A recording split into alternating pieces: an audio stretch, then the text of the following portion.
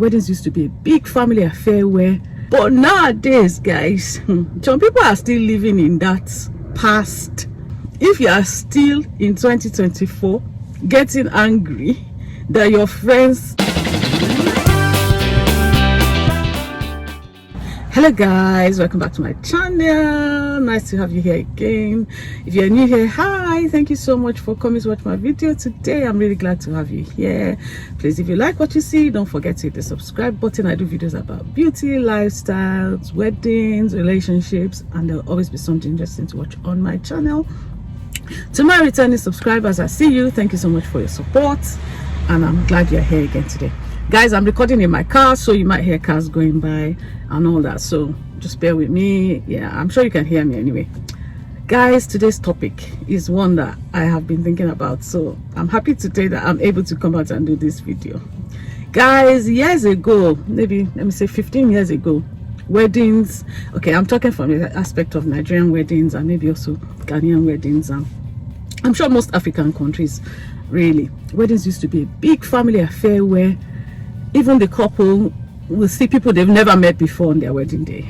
They will come in their numbers, you know, aunties and uncles and all kinds of people, colorful weddings, lots of people, nieces, cousins, distant relations, family friends, people friends of the parents that they have not even seen for maybe 15-20 years. Everybody will just come. They will just say, oh, somebody's child is getting married, we are going, you know.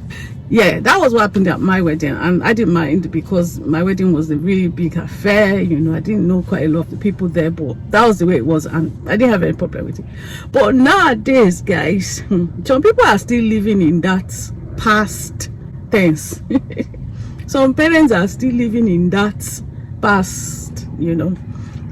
Gen Z, this generation that we have now, they don't want their weddings to be like that. They don't want to be at weddings where they don't even know half of the people there. They don't want people invited to their weddings that they have not invited themselves, you know. And so there's that. I've seen so many instances, actually. You know, I do weddings. I'm very interested in weddings. I have quite a few videos about weddings on my channel, and I'm going to put the playlist so you can watch them. So guys, I've been interested in weddings for a very long time, so I actually go to weddings and I observe. I look around, I see what happens. Anyway guys, in this video, if you are still in 2024 getting angry that your friend did not invite you to her son or daughter's wedding, or yeah, if you're still getting angry about that, then guys, let me just explain. Let me tell you some of the reasons.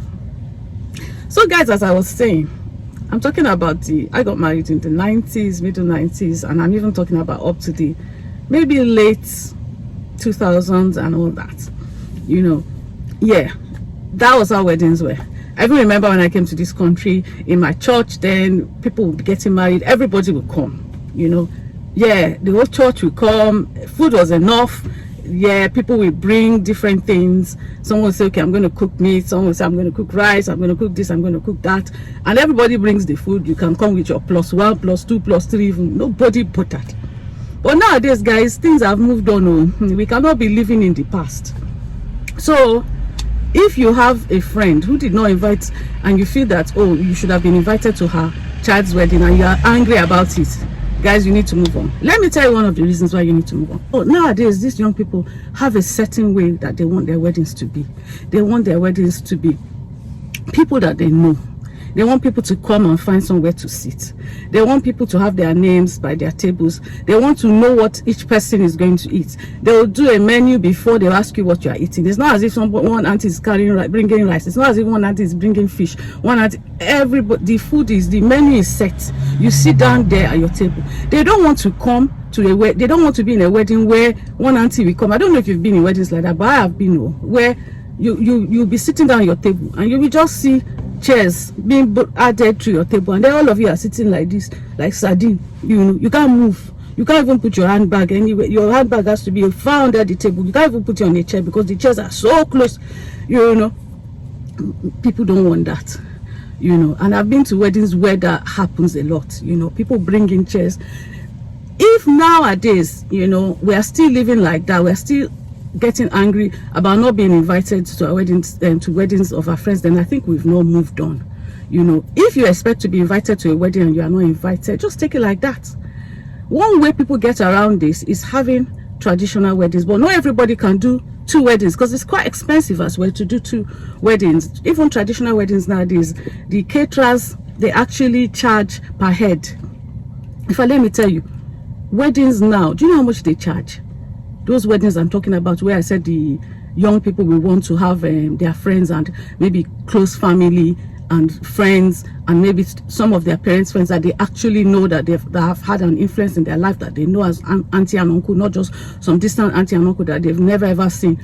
You know, do you know how much they pay per head? Some of them are up to £200, £250 per head.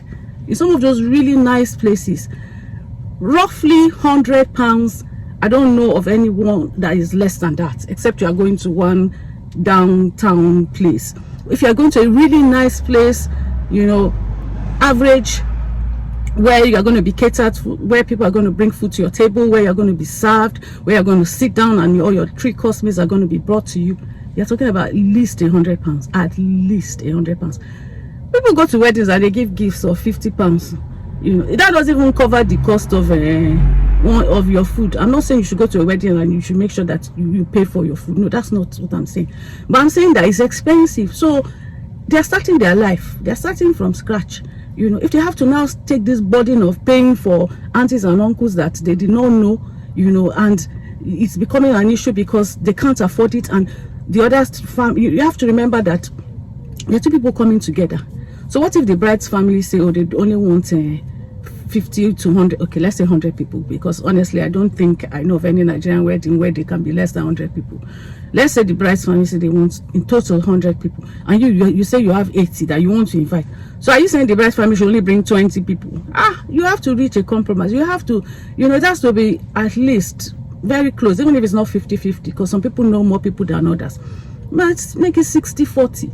You know, because this couple, they are going to start their life together. They don't want to have to start talking about, oh, I was not able to invite this auntie. Your own family, they invited that person. I didn't really want it. Your daddy, your mom did not allow me to do this. You know, they don't want to start their married life like that. You know, guys, let's be understanding. You know, where I'm coming to talk, I did a video like this last year, which was similar, but it wasn't very clear, so I took it down. But recently, this has been an issue that people talk about a lot, and I've seen a lot. I've been at weddings where people come. The people that were even invited to the wedding, even they didn't even find anywhere to sit, you know, because they came, their names were on the list. The people whose names were not on the list, they came, they brought chair and they sat down. You know, not everybody had. The people that stand by the door and say they are checking people, some of them are very, I just look at them, they look so, you know, some very young, simple, young, fine girls that really look very, very timid. You know, they are not able to say anything when they see one huge uncle coming like this. You just say, okay, sir, you know, whether his name is on the list or his name is on the list, if we enter, we take chair, we sit down. Guys, we have to be we have to be realistic. These weddings are expensive. So my advice would be that when you tell somebody as a parent, if you say, oh, my child is getting married, you know, oh, let it be clear that you are not saying, oh, I'm inviting you. Just say, oh, I'm not really sure, but I just need to let you know. Obviously, if you are very close to someone, most of the time, 90% of the time, you would be invited. But I've seen even where very close family friends have not been able to attend their the wedding, and it's okay. It's not the end of the world. We need to understand that. Yeah. So yeah, this is a topic that is quite very, very common nowadays with our children getting married, you know, our children of this Gen Z, you know, children in their middle 20s and above now getting married. So we are all faced with this challenge, you know, of, okay, how do we navigate this? How do we deal with this such that people are not offended? But we just need to be fair. I've been to a wedding before where the father of the groom told people that his son is getting married, and people came. They thought they were invited. They came, their name was not on the list. You know, this father of the groom had to start bringing chairs. It's quite a while ago, and I remember it vividly. It was about 15 years ago, because I remember my children were very young then, and we had to go and took them to my friends to look after. So it's a while ago. And yeah, while I was in the ladies, you know, I was listening, I was listening to some ladies talking outside. They were saying, one lady was saying, oh, I was invited. He told me his child is getting married, and I came. My name is not on the list. I only went to the church. I've come to the reception. My name is not there. But he told me his child is getting married. You know, so parents, be very, very clear. Be very, very clear. Don't, if you say so, oh, my child is getting married, and they say, ah, that means we are going, oh, yeah, well, hey, that's good, oh, I will go and get my shoe, oh, you know, how we typically say these things. I say to you, oh, my child is getting married, and then you say, ah, okay, oh, let me go and buy that shoe. Ah, this is where we are all going, oh, this something. If they have not invited you, they have not invited you. Don't just assume. Oh. Don't assume. Oh. You know, it is not the same way. The days of everybody, that is, I heard and I came, or you come with your +5. You know, those days are over. They are no longer. They don't exist anymore. People are now having simple. Not simple, actually. The weddings are actually quite, no, they're not simple. They're actually fun weddings where you have games, everybody is involved, you know, it's quite fun, you know. But if you're not invited, take it like that. If you're invited for the traditional, fine, and you're not invited for the white wedding, fine. Yeah. Anyway, guys, I just feel that this is something that we all need to prepare our minds. And if we're parents, and we want to, we are confused, we don't know what to do, because our children have given us maybe 10, they say, mom and dad, you can only bring 10 people, and you have, look at your friends, this person is close to me, this person is this. You just have to explain. Oh, I'm sorry, but it doesn't mean that you're not, I mean, I hope this you understand. It's not a reflection of how you are to me. I just don't have the numbers, you know. And if you receive that kind of message, please do not say, these parents that cannot even talk to their children, they are the ones that, most of the time, the children are the ones paying for the wedding. Most of the time, the parents pay for the traditional, and then the children pay for the main wedding. You know, because most of our children have jobs at, I mean, early more than also anyway, you know. So, guys, anyway, guys, that is just my own view. That is my own take. You know, as I said, parents pay for the traditional mostly because they can invite as many people as you like. But I've also heard that people are now doing only by invitation to engagement too. So that's another one happening now. So yeah, if you're not invited to either, take it like that. Parents, if you feel that you were supposed to invite people and you couldn't invite them, go and do a Thanksgiving. Do church Thanksgiving. Have a nice Thanksgiving. Let the new couple come in their, maybe they will wear something, not obviously not a wedding gown and all that, but let them wear something really nice as well, and let it just be like almost like a wedding, so that people can feel, okay, at least I took part in it. You know, that's if it really matters that much to you. For me, it doesn't matter to me. Oh. If you invite me, fine. If you don't invite me, fine. When it is my own turn, I invite you. If you are angry with me, I will laugh, I will hug you, I will say, sorry, I didn't have a choice. This is how much it's costing. I don't have the money. Sorry. Anyway, guys, please, thank you so much for watching my video. I hope that you have understood. I hope that you understand what I'm saying. Yeah, and don't use this video as an excuse not to invite your auntie, or that your very close auntie, that your uncle. Yes, don't use this video as an excuse not to invite them. People that are close to you, obviously, close family comes first. That's just the way it is. So let's know that.